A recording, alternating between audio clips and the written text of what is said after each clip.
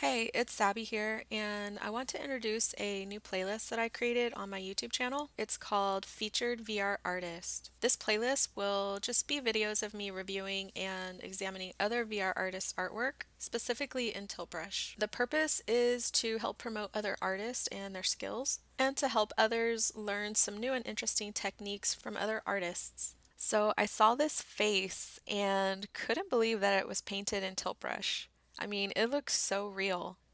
So this art piece is called Self Portrait and it's done by an artist named Adam Baker. He is on the Poly Google website, which I will navigate to at the end of the video. Let's take a look at this stroke by stroke.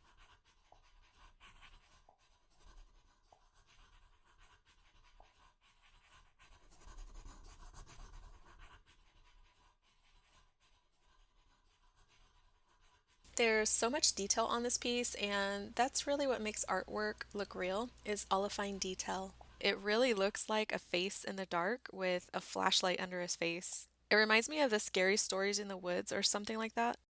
Now, this is a two-dimensional art piece, but even though it is 2D, it does have layers. Let me show you the layers here. I'm just going to slow this down so you can see each layer, and you can see that there's one, two, three, four layers at least. If you zoom in, you can see all those individual specks of color. I'm going to check which brushes he used, and I'm just going to use the dropper. I'll just check all around the artwork with the dropper. So it seems that Adam used soft highlighter throughout the whole art piece.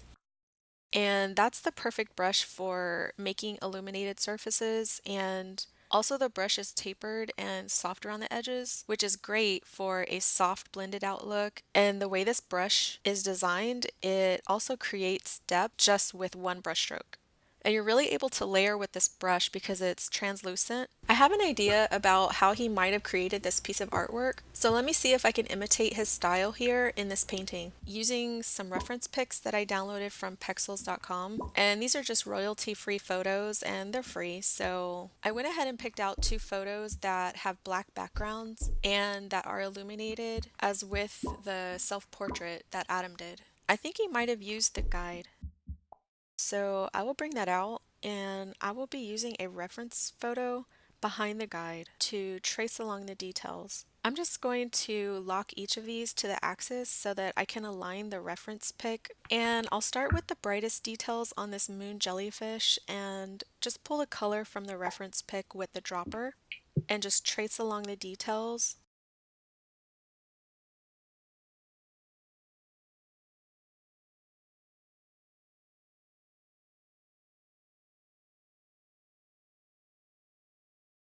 So just a few more details here. And now I'll use the dropper to sample the next color and just start filling in the shapes.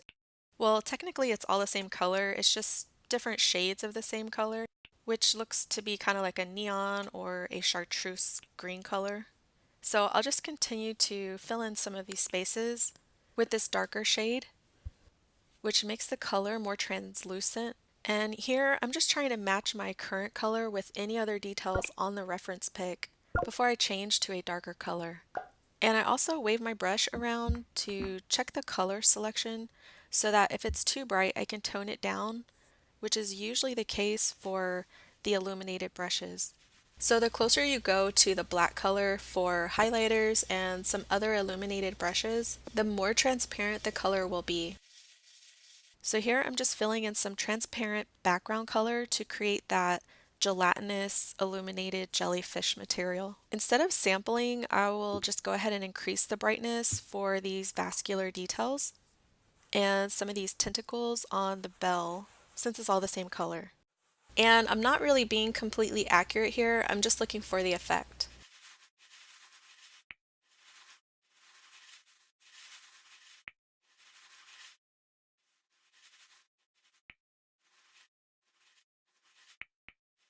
And again, I'm just going around and tracing the details over the reference pic and building depth with the various shades of this green color.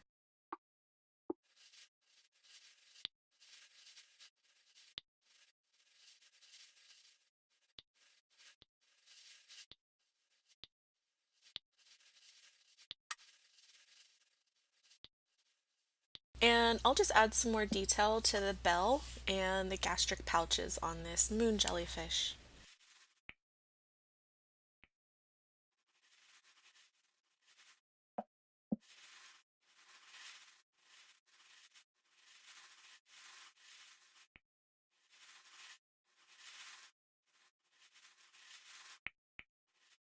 And let's go completely black for this soft highlighter for filling in the rest of the body.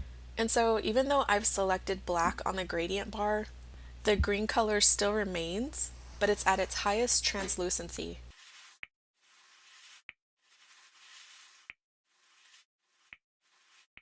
So let me just get rid of the guide and reference pick. It looks like I could have added a bit more fill color to reduce the dark areas and create the illusion of a thicker gelatinous material for the jellyfish. And it's a bit bright in the middle, but here I can just change the shade with the color changer tool. But I think that's okay for now. Okay, so I'll try one more example using the soft highlighter, but this time with an inanimate object. And I'm just going to go ahead and sample this color here. I'm just going to make sure that the dropper color box is displaying the color that I'm looking for. And so another reason that I wave my brush is just to check that the brush stroke size is the same size as the reference pick detail. So this one needs to be just a little thicker. And I'm just going to use a straight edge for precision here. So as you overlap the soft highlighter and even the regular highlighter, it does get brighter in those spots that you overlap it.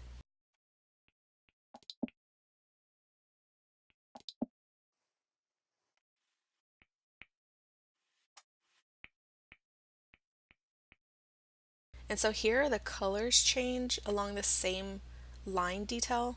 So I'll do my best to blend these colors. The soft highlighter is tapered on the ends, which makes it a little easier to create a blending illusion. So I'm just going to continue color picking and matching and tracing along the reference pick until I cover all the details.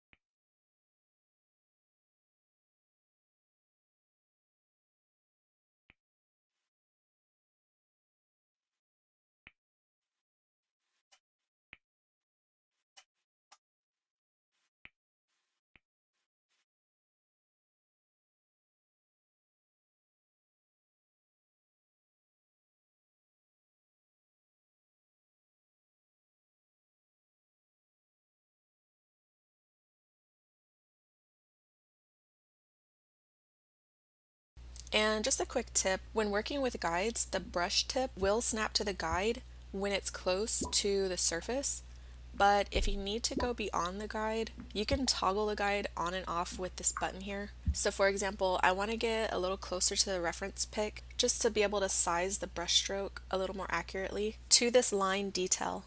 And so toggling the guide off will allow me to go, past the guide and closer to whatever's behind it or inside the guide without the brush tip snapping to the guide. And so even though these pieces here are more or less 2D or flat, you can use them as like maybe a painting or a photo in your 3D sketch, which I've done actually in one of my pieces called Fireworks, of what this figure's cell phone would be capturing. And I used the inside camera and I took a picture and just imported that picture and traced over it with the guide. And then I just transferred that into the cell phone as the screen. So just some different uses for this type of art here.